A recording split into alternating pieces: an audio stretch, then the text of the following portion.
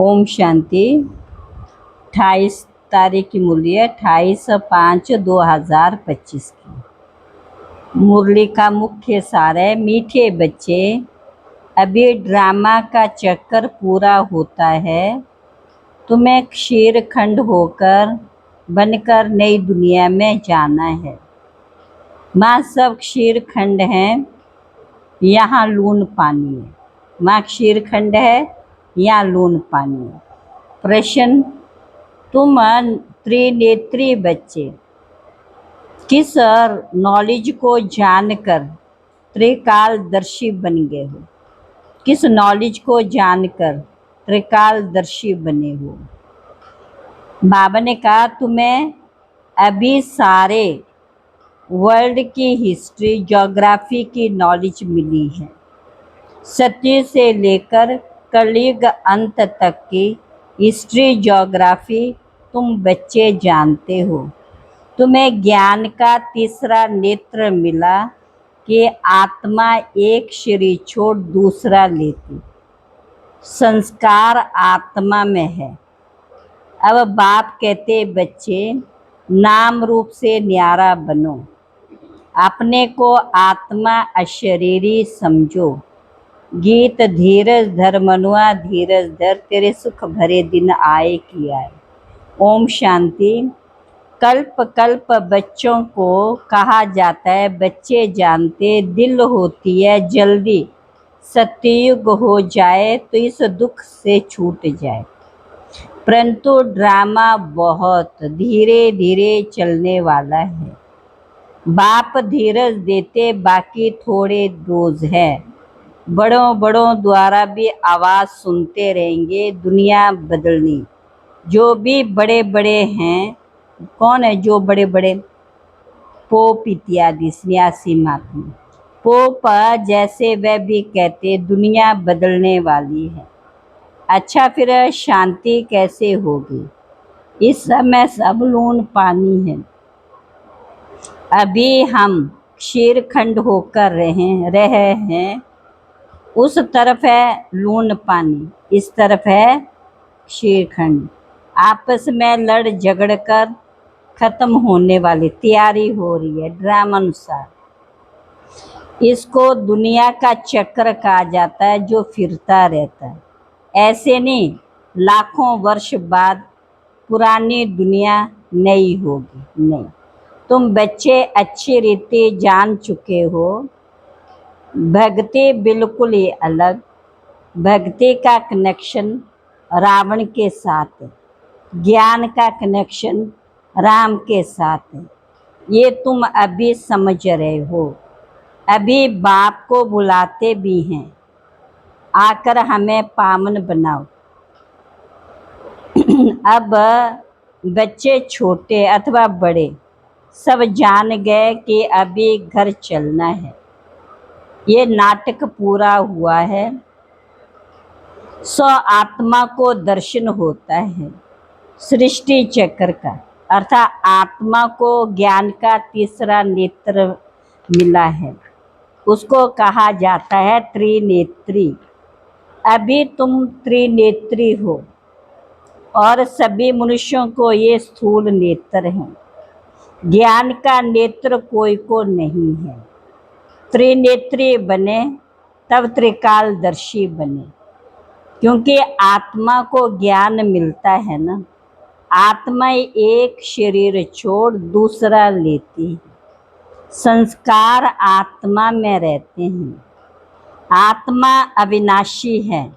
अब बाप कहते नाम रूप से न्यारा बनो, अपने को अशरीरी समझो, देह नहीं समझो। ये भी जानते हो हम आधा कल्प से परमात्मा को याद करते आए हैं। इसमें जब जास्ती दुख होता तब जास्ती याद करते हैं। अभी हम सतयुग से लेकर कलयुग अंत तक हिस्ट्री, ज्योग्राफी समझ रहे हैं। सतयुग त्रेता में एक ही राज्य था। ऐसे एक ही डिनाइस्टी कोई की होती नहीं। कृष्ण में भी देखो फूट है। माँ तो सारा विश्व एक के हाथ में रहता है, वह सिर्फ सत्य त्रेता ही होता है। और कोई सत्संग में हिस्ट्री ज्योग्राफी अक्षर नहीं सुनेंगे। माँ तो रामायण, महाभारत, गीता आदि सुनते हैं। यहाँ वह बातें नहीं है, यहाँ वर्ल्ड की हिस्ट्री ज्योग्राफी बाप आकर के समझाते हैं, सुनाते हैं। क्योंकि ऊंच ते ऊंच बाप है हमारा। बाप का शुक्रिया है जिसने सारा ज्ञान सुनाया। एक आत्माओं का झाड़, दूसरा है मनुष्यों का झाड़। मनुष्यों के झाड़ में ऊपर में कौन है? ग्रेट ग्रेट ग्रैंडफादर ब्रह्मा को ही कहेंगे। ये जानते ब्रह्मा मुख्य है।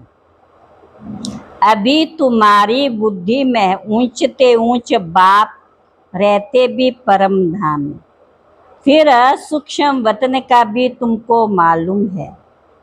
मनुष्य फरिश्ता बनते इसलिए सूक्ष्म वतन दिखाया। तुम आत्मा जाती हो, शरीर तो सूक्ष्म वतन में ही जाएगा। जाते कैसे? उनको कहा जाता है तीसरा नेत्र, दिव्य दृष्टि अथवा ध्यान भी कहते हैं। शंकर के हाथ खोलने से विनाश हो जाता है। कौन सा नेत्र? तीसरा नेत्र खुलने से ही विनाश होता है। अब इनसे तो कोई समझ ना सके। अभी तुम जानते हो विनाश तो ड्रामानुसार होना ही है।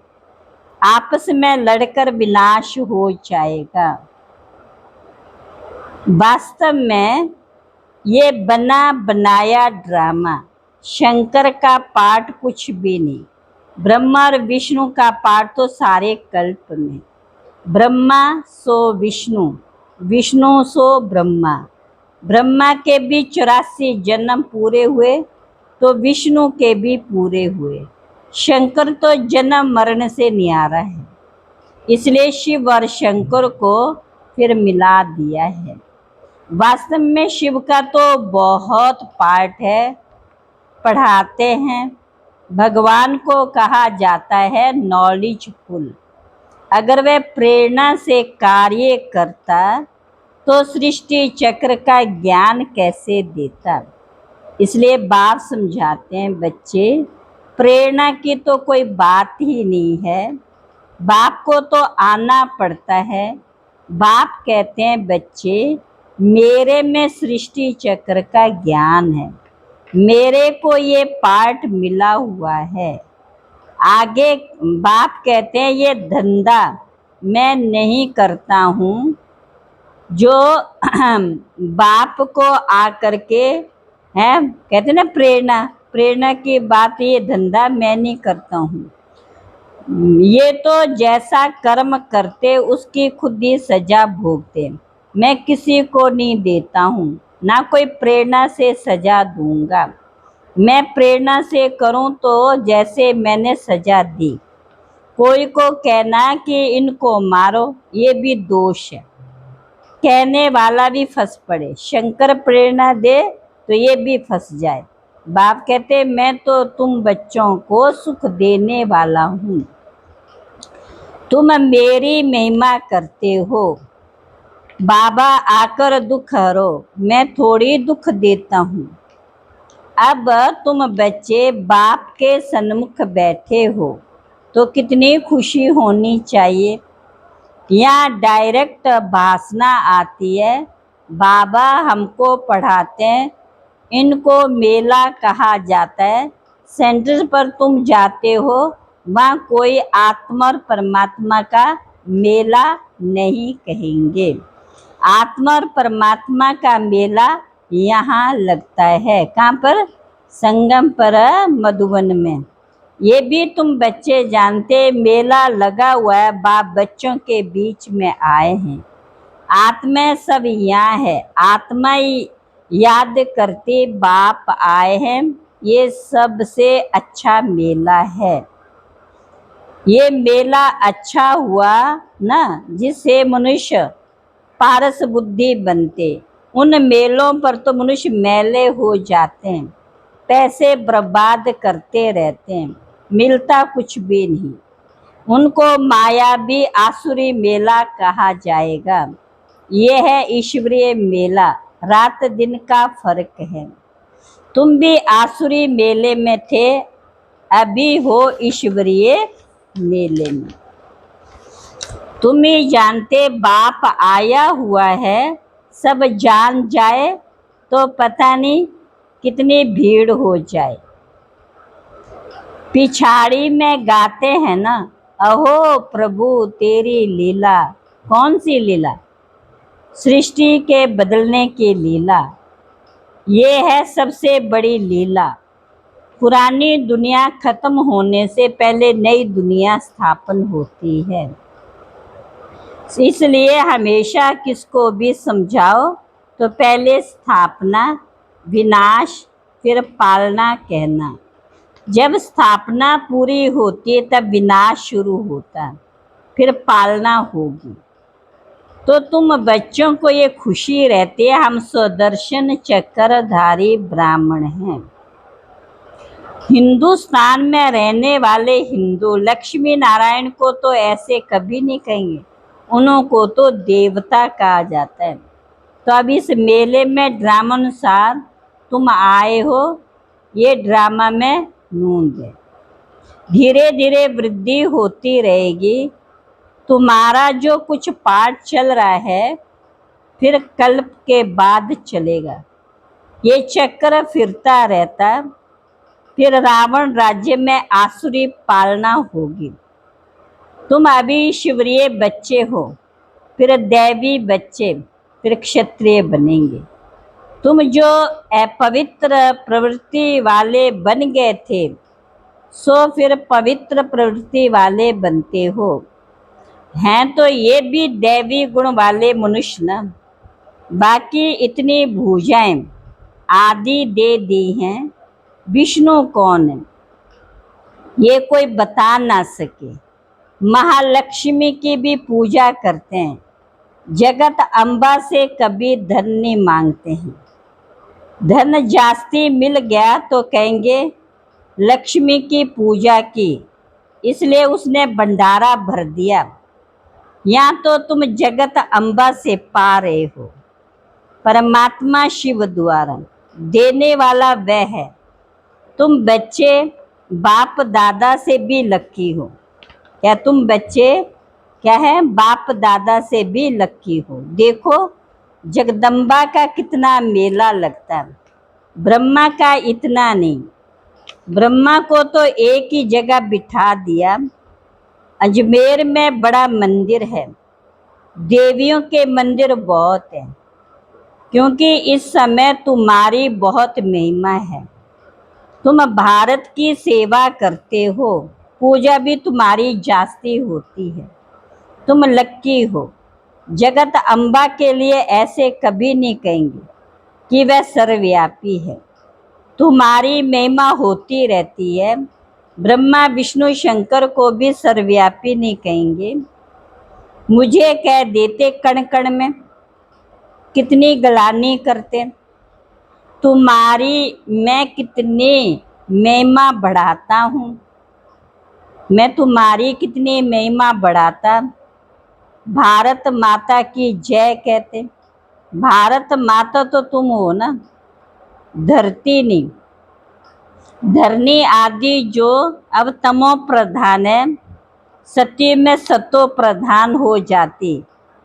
इसलिए कहते देवताओं के पैर पति दुनिया में नहीं आते। अभी तुमको सतो प्रधान बनना है। सत्युग में तो तुम्हारी आत्मा पवित्र कंचन हो जाती, शरीर भी कंचन मिलता है। सोने में खाद पड़ती तो फिर जेवर भी ऐसा बनता। आत्मा झूठी तो शरीर भी झूठा। खाद पड़ने से सोने का मूल्य भी कम हो जाता। तुम्हारा मूल्य अब कुछ भी नहीं। पहले तुम विश्व के मालिक 24 कैरेट थे, अभी 9 कैरेट कहेंगे। ये बाप बच्चों से रूह रिहान करते। बच्चों को बैठ बहलाते, जो तुम सुनते सुनते चेंज हो जाते, मनुष्य से देवता बन जाते हो। वहाँ हीरे जवाहरातों के महल होंगे, स्वर्ग तो फिर क्या, वहाँ के शुभीर शादी भी तुम पीकर आते हो। वहाँ के फल भी इतने बड़े बड़े होते हैं, या तो मिल ना सके। सूक्ष्म वतन में तो कुछ है ही नहीं। अभी तुम प्रैक्टिकल में जाते हो। ये आत्मा और परमात्मा का मेला, इनसे तुम उज्जवल बनते हो। तुम बच्चे जब यहाँ आते हो तो फ्री हो, घर बार धंधे आदि का कोई फुरना नहीं। तो यहाँ तुमको याद की यात्रा में रहने का चांस अच्छा है। वहाँ तो घर घाट आदि याद आता रहेगा, यहाँ तो कुछ है ही नहीं। रात को 2 बजे उठकर यहाँ बैठ जाओ। सेंटर पर तो रात को तुम जा नहीं सकते, यहाँ तो सहज है। शिव बाबा की याद में आकर उठो, और कोई याद ना आए, यहाँ तुमको मदद भी मिलेगी। सवेरे सो जाओ, फिर सवेरे उठो। 3 से 5 बजे तक आकर बैठो, बाबा भी आ जाएंगे, बच्चे खुश होंगे। बाबा और योग सिखलाने वाला, ये भी सीखने वाला, तो दोनों बाप और दादा आ जाएंगे। फिर यहाँ और वहाँ योग में बैठने के फर्क का भी पता पड़ेगा। यहाँ कुछ भी याद नहीं पड़ेगा, इसमें फायदा बहुत है। बाप राय देते ये बहुत अच्छा हो सकता है। अब देखें, बच्चे उठ सकते हैं, कईयों को सवेरे उठने का अभ्यास है। तुम्हारा संन्यास है 5 विकारों का, और वैराग्य सारी दुनिया से। अच्छा, मीठे मीठे सिकिल बच्चों प्रति माता पिता बाप दादा का याद प्यार। Good morning. रूहानी बाप की रूहानी बच्चों को नमस्ते। रूहानी बच्चों की रूहानी बाप दादा को नमस्ते नमस्ते। आज धारणा की पॉइंट्स है। पहली पॉइंट है, अभी सृष्टि बदलने की लीला चल रही है, इसलिए स्वयं को बदलना है, शीरखंड होकर के रहना है। दूसरा, सवेरे उठकर एक बाप की याद में बैठना है। उस समय और कोई भी याद ना आए, पुरानी दुनिया से बेहद का वैरागी बन 5 विकारों का संन्यास करना है। 5 विकारों का संन्यास करना है। वरदान है, बेहद की स्थिति में स्थित रहे, सेवा के लगाव से न्यारे और प्यारे विश्व सेवाधारी भव। विश्व सेवाधारी अर्थात बेहद की स्थिति में स्थित रहने वाले। ऐसे सेवादारी सेवा करते हुए भी न्यारे और सदा बाप के प्यारे रहते हैं। सेवा के लगाव में नहीं आते, क्योंकि सेवा का लगाव भी सोने की जंजीर है। ये बंधन बेहद से हद में ले आता है। इसलिए देह की स्मृति से, ईश्वरीय संबंध से, सेवा के साधनों के लगाव से न्यारे बाप के प्यारे बने, तो विश्व सेवाधारी का वरदान प्राप्त हो जाएगा, और सदा सफलता मिलती रहेगी, और सदा सफलता मिलती रहेगी। स्लोगन, व्यर्थ संकल्पों को 1 सेकंड में स्टॉप करने की रिहर्सल करो, तो शक्तिशाली बन जाएंगे, शक्तिशाली बन जाएंगे। अव्यक्त इशारे, आप सबकी पहली प्रवृत्ति है अपने देह की प्रवृत्ति, फिर है देह के संबंध की प्रवृत्ति। तो पहली प्रवृत्ति है देह की हर कर्म इंद्रियों को पवित्र बनाना। जब देह की प्रवृत्ति को पवित्र ने बनाया, तब देह के संबंध की प्रवृत्ति चाहे हद की हो चाहे बेहद की हो, उसको भी पवित्र नहीं बना सकेंगे। तो पहले अपने आप से पूछो कि अपने शरीर रूपी घर को, अर्थात संकल्पों को, बुद्धि को, नैनों को, मुख को रूहानी अर्थात पवित्र बनाया है। ऐसी पवित्र आत्मा ही महान है, ऐसी पवित्र आत्मा ही महान है। अच्छा, ओम शांति।